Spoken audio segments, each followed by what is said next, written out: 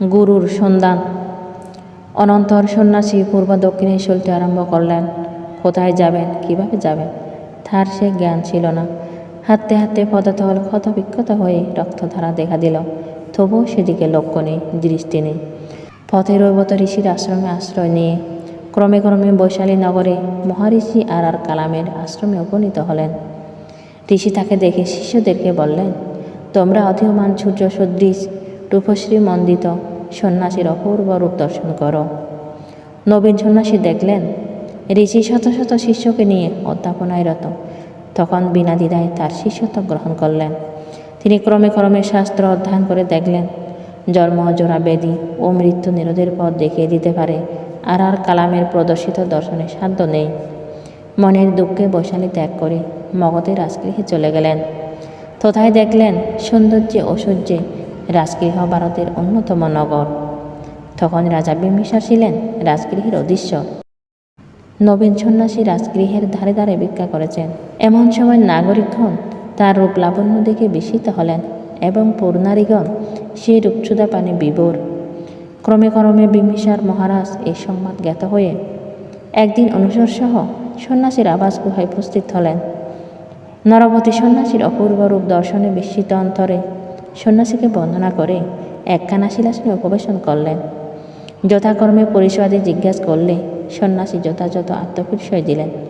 তখন রাজা বললেন, আপনার দর্শনে আমি পরমানন্দ লাভ করেছি। আমাদের উভয়ের মধ্যে সৌহার্দ্য সংস্থাপিত হল। আপনার এই নবীন বয়সে এরূপ কঠিন ব্রত ধারণের কী প্রয়োজন? আপনি আমার প্রাসাদে চলুন, আমরা উভয়ে পরমানন্দে রাজ্যসুখ ভোগ করব। সিদ্ধার্থ বললেন, মহারাজ আপনার কল্যাণ হোক।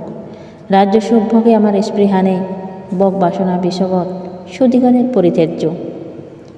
ইহা যতই ভোগ করা হোক না কেন পরিতৃপ্তির কথা দূরে থাক, বরং উত্তরোত্তর ভোগ স্পৃহা বৃদ্ধি পায়।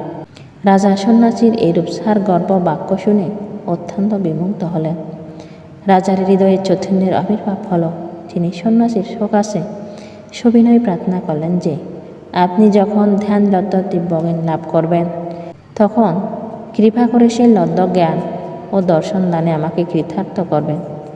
সন্ন্যাসী এই পরম শরীর রাজা বিম্বিসারের প্রার্থনায় প্রতিশ্রুতি দিলেন। তৎপর মহারাজ বিদায় নিয়ে প্রসাদ বিমুখে গমন করলেন। সন্ন্যাসী দ্বিতীয় গুরুর সন্ধানে পাণ্ডবচলে গমন করলেন, যেখানে রামপুত্র রুদ্রকের আশ্রম। তথায় উপস্থিত হয়ে দেখলেন রামপুত্র রুদ্র সপ্তশত শিষ্য পরিবেষ্টিত শিক্ষাদানে নিরত। অতঃপর সন্ন্যাসী রামপুত্র রুদ্রকের শিষ্যত্ব গ্রহণ করলেন। এখানেও তার অবিস্মৃত জ্ঞানের সন্ধান না পেয়ে তৃতীয় গুরুর সন্ধানে অনেক মঠ মন্দির আশ্রম ভ্রমণ করে দেখলেন, কোথাও সেই যোগ্য গুরুর সন্ধান পেলেন না।